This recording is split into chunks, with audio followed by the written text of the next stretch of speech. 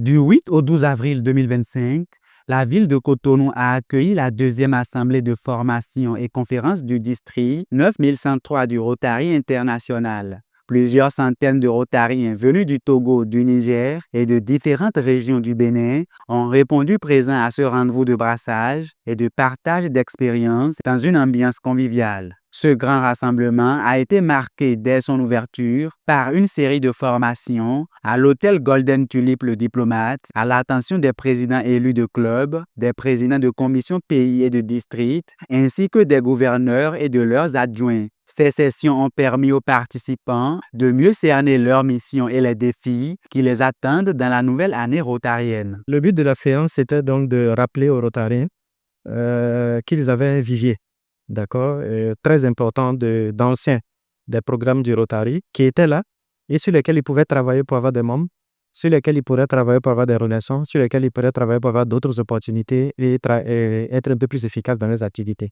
Le Conseil de législation, c'est le Parlement du Rotary international.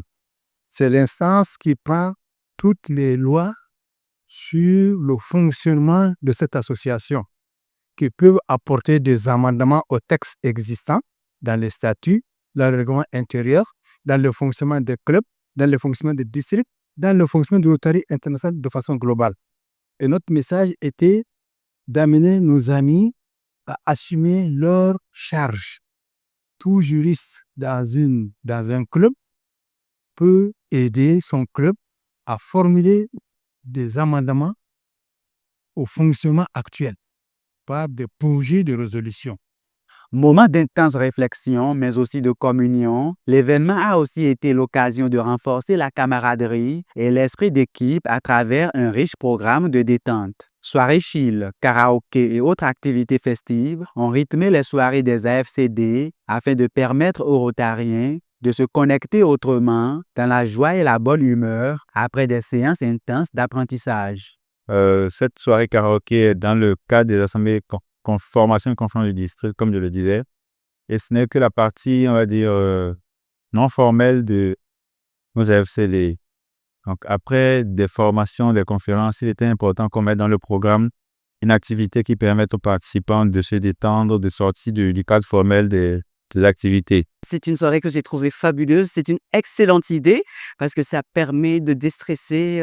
On est là dans une ambiance conviviale, de bonne humeur, bon enfant et franchement, ça permet de libérer l'endorphine, de booster, on va dire, de nous challenger et puis d'essayer d'autres choses qui vont nous donner envie de vivre dans une ambiance de camaraderie. L'ambiance est la même dans la soirée du jeudi 10 avril. Sur l'esplanade de l'Amazone, l'ensemble des Rotariens présents à Cotonou ont été conviés au cocktail du gouverneur, un autre moment important de détente, de camaraderie et de brassage culturel. Soirée dansante au clair de lune, mais aussi et surtout occasion pour beaucoup de découvrir le Zambétor, un masque vaudou qui occupe une place importante dans la culture béninoise.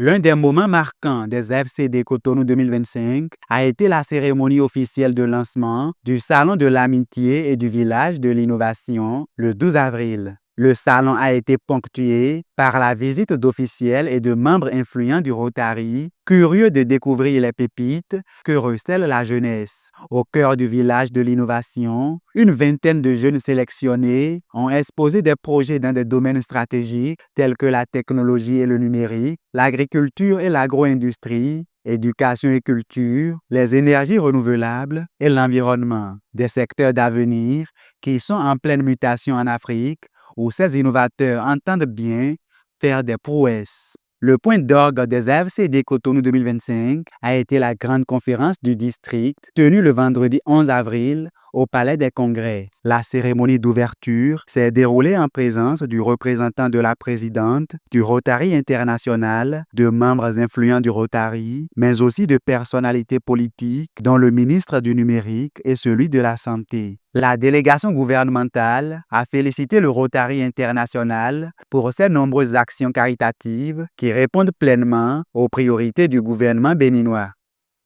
J'aimerais vous saluer le travail admirable que nous accomplissez chaque jour. Ce travail qui touche les cœurs. Votre approche de l'inclusion est concrète. Elle passe par des actions de proximité, par l'écoute, le partage et l'innovation sociale.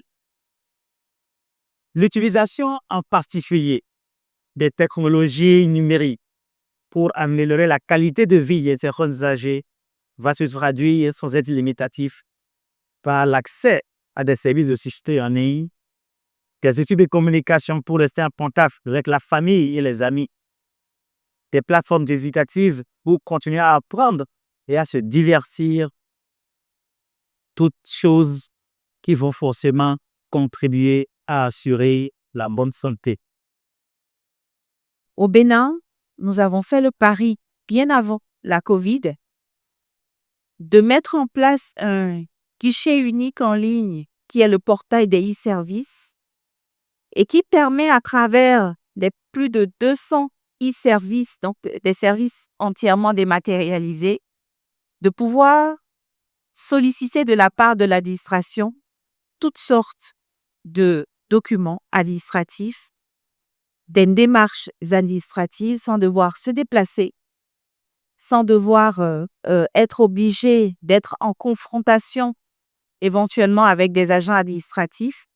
Et je pense que effectivement, pour nos seniors dont nous chérissons tant la quiétude et le bien-être, c'est aussi un élément primordial dans leur vie.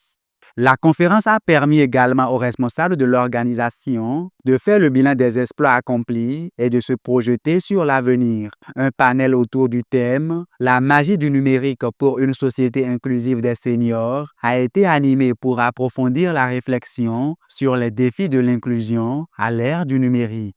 Le lendemain, samedi 12 avril, les Rotariens se sont retrouvés au petit matin pour une marche solidaire baptisée Foulée anti-polio. Partie de la place Bulgarie à Bégamin, cette activité sportive s'est achevée par l'inauguration d'une fresque murale à l'école primaire publique de Bégamin. L'objectif de ces deux activités est de sensibiliser les populations en général et la jeunesse en particulier sur l'importance de la vaccination des enfants contre la poliomyélite. Pour moi, c'est une double action, une action de bien-être et également une action pour sensibiliser à la lutte contre la polio, qui est la cause phare en fait pour le Rotary et cause majeure que nous montrons à travers la ville. L'itinéraire que vous avez vu, on a quitté la place Bulgarie et on est revenu maintenant au CEG Bégamin pour inaugurer cette belle fresque. C'est une marche nécessaire.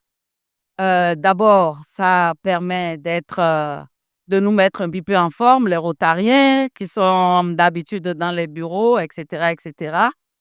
Mais surtout, ça donne de la visibilité aux Rotary. Des gens, pendant tout ce parcours, posent des questions et on leur explique tout en marchant ce que c'est. À l'arrivée, c'est pareil, les gens posent des questions et donc, au moins, je suis sûre qu'il y a quelques personnes qui savent aujourd'hui ce que nous faisons en matière de polio et ce que nous faisons en matière de dons, d'assistance aux personnes qui sont dans le besoin. Donc, c'est quand même très, très intéressant. Alors, deux buts réussis, la forme et puis, disons, la visibilité du Rotary. Faire le sport samedi et dimanche et se reposer la semaine, c'est tirer à terre. Bouger, c'est tous les jours. On peut rater des jours parfois, mais il faut progresser.